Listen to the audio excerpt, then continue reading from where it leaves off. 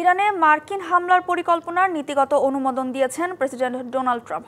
তবে হামলায় যুক্তরাষ্ট্র সরাসরি অংশ নেবে কিনা সেই বিষয়ে এখনও চূড়ান্ত সিদ্ধান্ত নেওয়া হয়নি বলে জানিয়েছেন ট্রাম্প প্রশাসন। এদিকে চলমান উত্তেজনার স্থায়ী সমাধানের আহ্বান জানিয়েছেন রাশিয়ান প্রেসিডেন্ট ভ্লাদিমির পুতিন। সপ্তম দিনে গড়িয়েছে ইরান ইসরায়েল যুদ্ধ।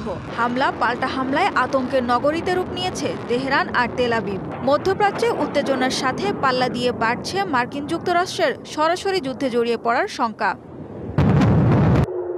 এরই মধ্যে ইসরায়েলের পক্ষে ইরানে মার্কিন হামলা পরিকল্পনার নীতিগত অনুমোদন দিয়েছেন প্রেসিডেন্ট ডোনাল্ড ট্রাম্প। যদিও মার্কিন বাহিনী সরাসরি অভিযান চালাবে কিনা তা নিশ্চিত করেনি ট্রাম্প প্রশাসন।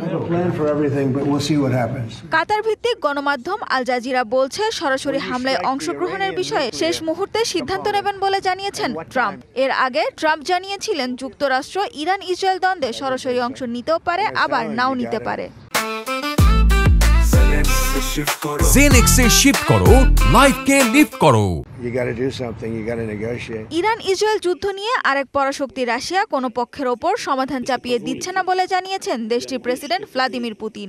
স্থানীয় সময় বুধবার সেন্ট পিটার্সবার্গ আন্তর্জাতিক অর্থনৈতিক ফোরামে সাংবাদিকদের সঙ্গে বৈঠকে এসব কথা বলেন পুতিন। পরিস্থিতি মোকাবেলায় ইরানের প্রেসিডেন্ট মাসুদ পেজেশকিয়ান ও ইসরায়েলি প্রধানমন্ত্রী বেনিয়ামিন নেতানিয়াহুর সাথে ফোনেও কথা বলেছেন পুতিন। এ সময় দুই দেশের নেতাকে স্থায়ী সমাধানের আহ্বান জানান তিনি। ব্যক্তিগতভাবে আমরা ইসরায়েলের প্রধানমন্ত্রী নেতানিয়াহু ও ইরানের প্রেসিডেন্ট মাসুদের সাথে কথা বলেছি। মধ্যপ্রাচ্যে ক্রমবর্ধমান উত্তেজনা নিয়ে আমরা উদ্বিগ্ন। স্থায়ী সমাধান নিশ্চিত করতে আমরা মার্কিন প্রশাসনের সাথেও যোগাযোগ করছি। এদিকে চলছে ইরান ইসরায়েল হামলা পাল্টা হামলা। ইরানে আবারও হামলা শুরুর দাবি করেছে তেল আবিব। তবে এসব হামলার লক্ষ্যবস্তু কি তা জানানো হয়নি।